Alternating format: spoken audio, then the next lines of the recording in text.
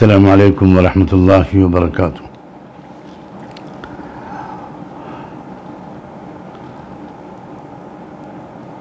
अभी एक दो दिन पहले, बल्कि शायद कल ही,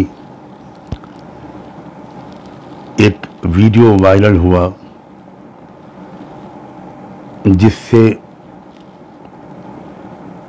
मुल्क के लोगों को ये पता चला कि लखनऊ के एक साहब ने सुप्रीम कोर्ट में एक रिट दायर की है, जिसके ज़रिए उन्होंने सुप्रीम कोर्ट से ये दरख्वास्त की है कि कुरान की फ़लाँ 26 आयतों को कुरान से निकाल दिया जाए। नेचुरली इस पर पूरे मुल्क में हर तरफ से तबसरे आ रहे हैं, रिएक्शंस आ रहे हैं। मुसलमान उलमा और दानिश्वर हजरात इस सिलसिले में अपने ख्यालात का इजहार कर रहे हैं। इस वीडियो के वायरल होने के बाद से ही मुझसे भी बेशुमार लोग ये उम्मीद कर रहे हैं और मेरी तवज्जो इस तरफ मबजूल कर रहे हैं कि मुझे भी इस पर कुछ रिएक्शन देना चाहिए, कुछ कमेंट्स करने चाहिए।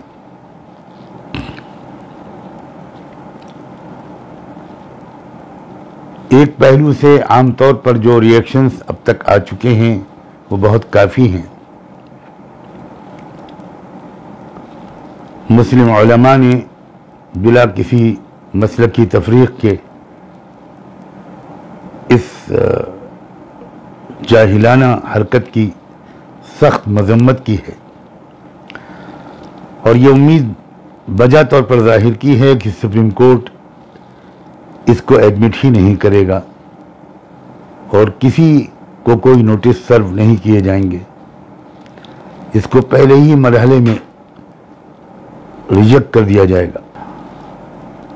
लेकिन मैं एक और पहलू की तरफ तवज्जो दिलाना चाहता हूं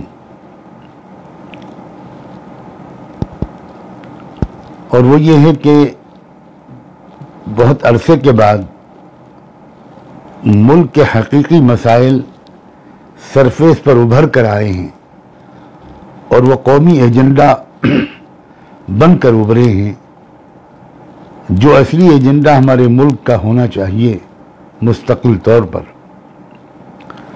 और जो मसाइल बहस का मौजू जिनको बनना चाहिए, किसान आंदोलन की वजह से बुनियादी तौर पर वो मसाइल उभर कर आ गए हैं, वही मौजू गुफ्तगू हैं, वही कौमी एजेंडा बनकर पूरे मुल्क में इस वक्त मौजू गुफ्तगू बने हुए हैं। ये किसान आंदोलन ही का ये नतीजा है जिसके लिए मैं संयुक्त किसान मोर्चे की समझदार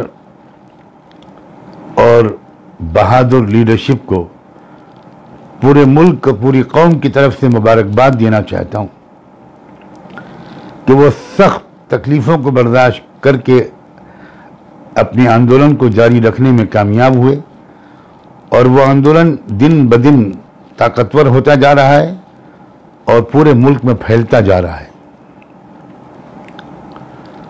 उस आंदोलन की वजह से किसानों के मसाइल, मजदूरों के मसाइल, गरीबों, पिछड़ों और oppress class, schedule caste, schedule tribe के मसाइल उभर कर सामने आए और मुल्क में जो सरमायादाराना फिस्तायत पर मबनी निज़ाम अब चल रहा है बड़े ज़ोर शोर से, जो कॉर्पोरेट फैशिज्म की पॉलिसी अपनाई हुई है हमारी मौजूदा सरकार ने, उसके खिलाफ, उसकी पॉलिसियों के खिलाफ पूरे मुल्क के अंदर एक बेदारी की लहर फैल रही है। वो लाखों बल्कि शायद करोड़ों लोग जो किसी प्रोपेगेंडा का शिकार होकर और मजहबी जज्बात से मगलूब होकर वो असली मसाइल से बिल्कुल गाफिल हो गए थे और मंदिर मस्जिद हिंदू मुस्लिम की बुनियाद पर उन्होंने वोट डाले थे पिछले इलेक्शनों में। अब वही लोग बहुत ज़्यादा पछता रहे हैं, खुल्लम खुल्ला अपनी गलती मान रहे हैं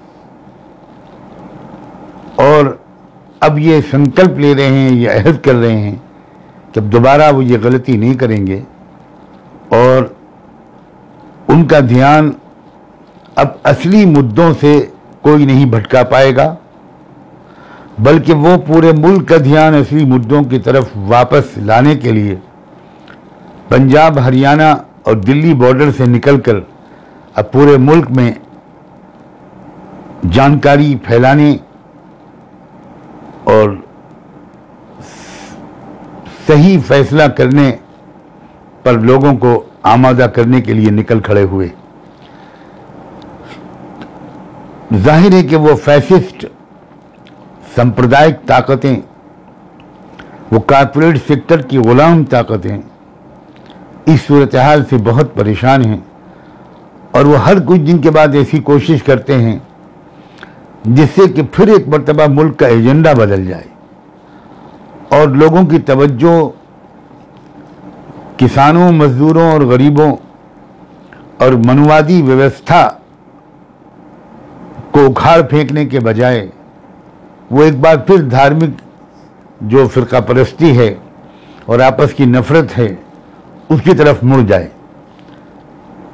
चुनांचे इसी सिलसिले में कुछ दिन पहले दिल्ली प्रेस क्लब में एक प्रेस कॉन्फ्रेंस की थी एक महाशय जी ने, जिसमें उन्होंने ऐलान किया था कि वो सारी दुनिया के मुख्तलिफ धर्मों को इकट्ठा करेंगे। भारत में इस्लाम और मुसलमानों, और भारत में नहीं बल्कि विश्व में से इस्लाम को मिटा देने के लिए दुनिया भर के मुख्तलिफ मज़ाहिब के नुमाइंदों को बुलाकर एक आलमी कॉन्फ्रेंस बुलाएंगे। मुझे यकीन है कि ये इशू भी इसीलिए उठाया गया था और उसके लिए दिल्ली प्रेस क्लब में बैठ के प्रेस कॉन्फ्रेंस करके ये कोशिश की गई थी कि ये मुद्दा एक बार उभरे और इसके खिलाफ मुसलमान ख़ास तौर पर एजिटेशन करें, प्रोटेस्ट करें, आवाज़ बुलंद करें और मीडिया एक उसी को उठा दे और उसके नतीजे में किसान आंदोलन और दूसरे जो असली मसाइल हैं, मुद्दे हैं, वो एक बार फिर दबा दिए जाएं और लोगों की तवज्जो उनकी तरफ से हटा दी जाए। मगर वो तीर भी खाली गया। लोगों में इतनी बेदारी आ चुकी है, इतनी अवेयरनेस या जागरूकता आ चुकी है कि उस तरह का रिएक्शन किसी तरफ से और ख़ास तौर पर मुसलमानों की तरफ से नहीं आया।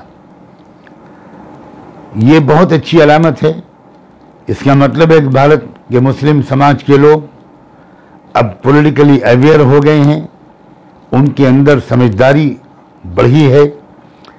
चुनांचे में एक बार फिर पूरे भारत के एक एक मुसलमान, मर्द और औरत से, नौजवान से, भाई और बहन से, उलमा से, दानिश्वरों से, उन सब के पूरे एहतराम के साथ ये गुजारिश करना चाहता हूँ कि ये जो लखनऊ के एक साहब ने फिर एक नया शगुफा छोड़ा है, एक नया शोशा छोड़ा है, कुरान मजीद की कुछ आयतों के बारे में कुछ जाहिलाना बकवास उन्होंने की है, उस पर भी इसी समझदारी का सबूत देते हुए कोई रिएक्शन न दिया जाए। यकीन रखिए कि कुरान मजीद का एक नुक्ता भी दुनिया की तमाम शैतानी ताकतें मिलकर बदल नहीं सकती, सवाल ही नहीं पैदा होता इसका। आप इत्मीनान से अपने कामों में लगे रहिए और देश के में जो असली मसाइल हैं, जो किसान आंदोलन के ज़रिए से उभर गए हैं, उन्हीं के बारे में चर्चा करते रहिए। उन्हीं मसाइल की तरफ लोगों की तवज्जो मबजूल रहे उसी पर तवज्जो मरकूज रहे और वही मसाइल गुफ्तगू का मौजू बने रहे। उन रियासतों में भी जहां आने वाले दिनों में इलेक्शन होने हैं और पूरे मुल्क में भी, मसले का सिर्फ इलेक्शन से ताल्लुक़ नहीं है, भारत के रहने वालों के एक दूसरे के साथ ताल्लुकात का भी दारोमदार इसी समझदारी पर है।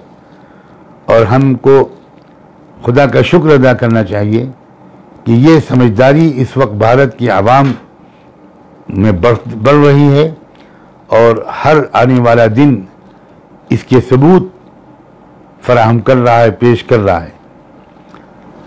इसलिए लखनऊ के फलां साहब की जाहिलाना बातों का भी कोई जवाब न दिया जाए। इज़ा ख़तबहुमुल जाहिलून क़ालू सलामा। कुरान ने हमको एक मैच्योर अंदाज सिखाया है कि जब जाहिल लोग कुछ बोला करें तो बस ये कहा करो कि सलामन, सलामती हो, कोई जवाब मत दो, बहस को तूल मत दो। ये ज़्यादा समझदारी की बात है। मुझे उम्मीद है कि मेरी इस गुजारिश पर लोग ख़ास तवज्जो देंगे और मुल्क के एजेंडे को बदलने की किसी साजिश को कामयाब नहीं होने देंगे। आप सबका बहुत बहुत शुक्रिया। आप सबकी दुआओं का मोहताज हूँ। अल्लाह करे कि हमें हर मौके पर सही स्टैंड लेने और सही कदम उठाने की तौफीक मिले। अल्लाह हाफ़िज़।